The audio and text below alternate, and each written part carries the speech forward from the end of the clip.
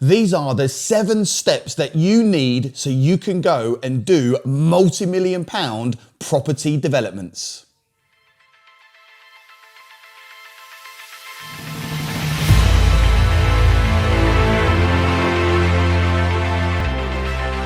My name's Liam Ryan, co-founder of Assets for Life. Welcome to my YouTube channel. Please, somewhere around this video, click the like button and subscribe button.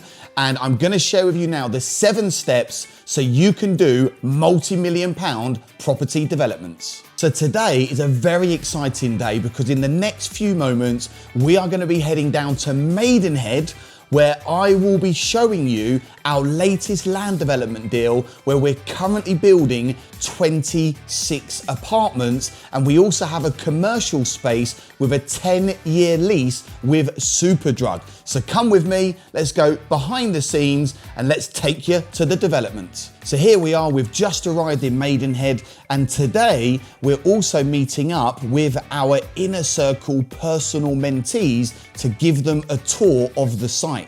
Now, in order for you to go and do these types of developments, I want to make a couple of points. Number one, you can do this using OPM, other people's money. And you can also do this if you're brand new to property, because you can partner with other developers, just like me and my business partner Jay here at Assets for Life. So what are the 7 steps that will take you from where you are now to where you need to go?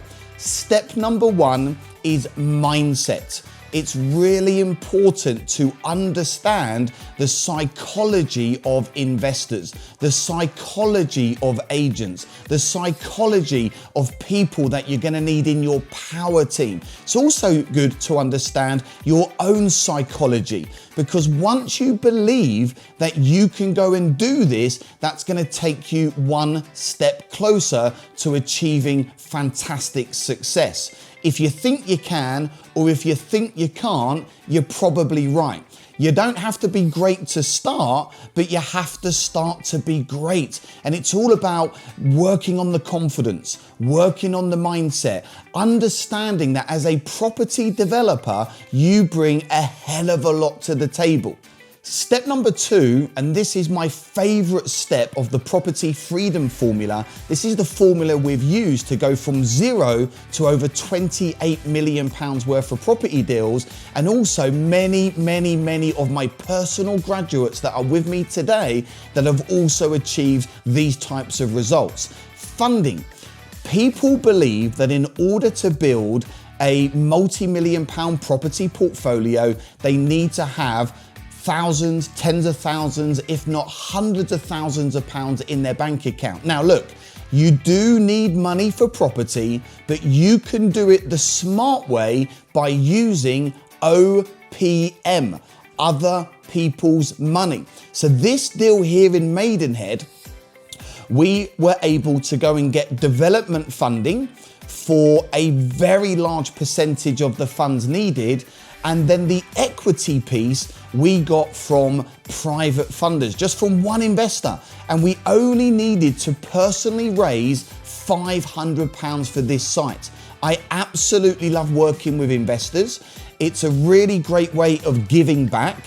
It's a win-win for them because our investor on this particular site is going to be receiving a 12% fixed rate return per annum on their £500,000. And we're going to need the funds for the region of 18 to 24 months. So the investor is making far more money than leaving their money in the bank account. So if you want to scale, find investors, build relationships. There's more money in the world than ever before, and it's easier to access. I am now back home. Step number 3, site finding.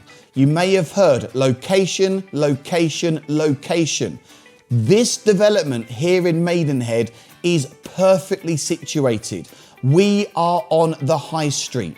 There is tens of millions of pounds worth of regeneration taking place right here, right now. We are opposite McDonald's.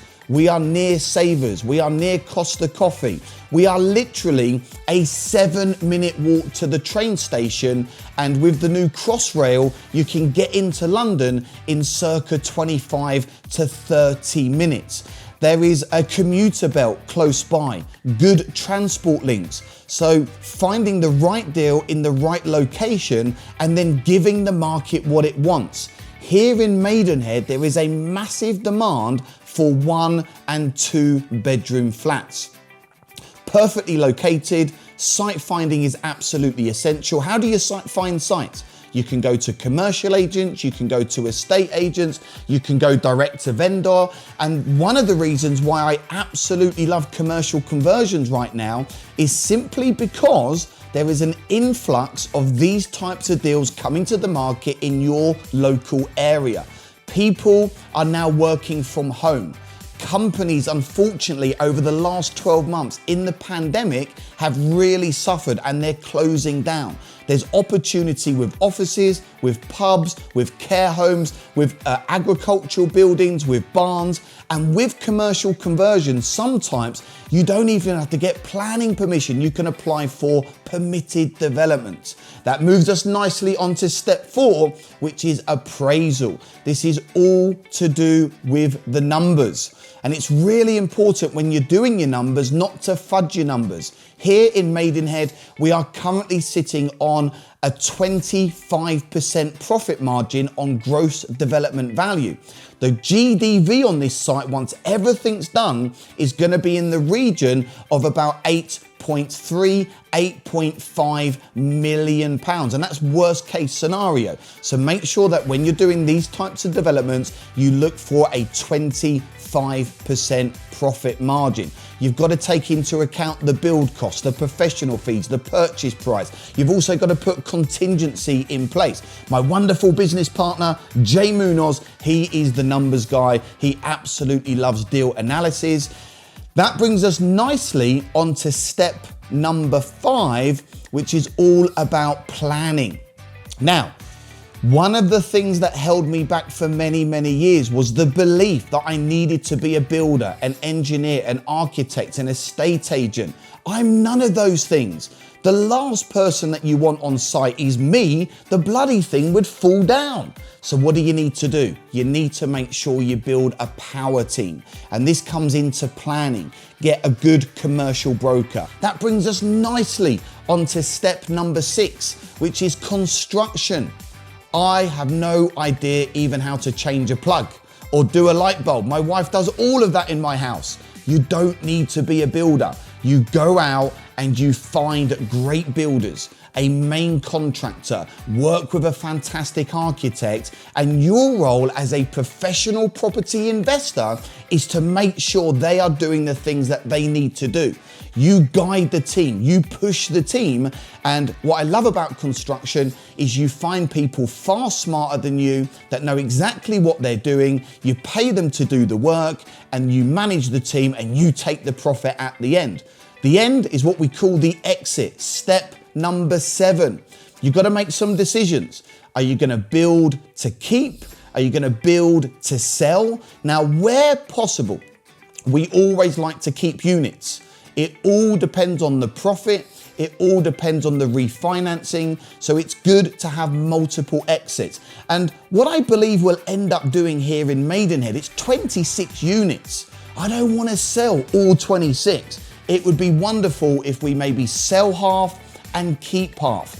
Imagine doing just one of these developments, making 1.5 million pounds profit, and then holding the units, because those units you can rent out. You can do them as serviced accommodation, you can run them as a single let, and what happens? You get number 1, the passive income, and number 2, you're going to get a capital appreciation. And I truly believe that these flats here in Maidenhead are going to increase dramatically. Plus, we've got a 10-year lease with Superdrug. If you'd said to me 6 years ago that Superdrug would be my tenant, I'd say, bloody hell, no way, you're going crazy. But that's the reality of what happens when you build your confidence. That's what happens when you build the team. And by having Superdrug as one of our tenants, that also increases the GDV of the project. And it's really important with the exit that you look to sweat the asset. What can you do to maximize every single square footage? And if you are going to sell the units, you've got to make sure you do them to a good standard, a high standard, and give the market what it wants. And what you also do with the exit, that is when you pay your investor back or your investors. And guess what? When you pay the investor back, they're gonna wanna give the money back to you. So you're gonna wanna make sure that you have another project to put their cash into. This £500,000 from just one of our investors, this is the third project we have used this on. So there we go, everyone. 7 simple steps to follow that you can use to go from 0 to hero and go and do these developments. It's all about partnerships. It's about joint venturing. It's about the mindset. 7 simple steps: mindset, funding, site finding, appraisal, planning, construction, and the exit. And as you can see, we're here today with lots of our graduates. It's been an amazing day. I'm super excited. If I can do it, you can do it. If you've not done this already, please leave me a comment below, hit the subscribe button, and somewhere around this video, there's going to be another couple of videos to watch. Thanks for tuning in. I'll see you soon.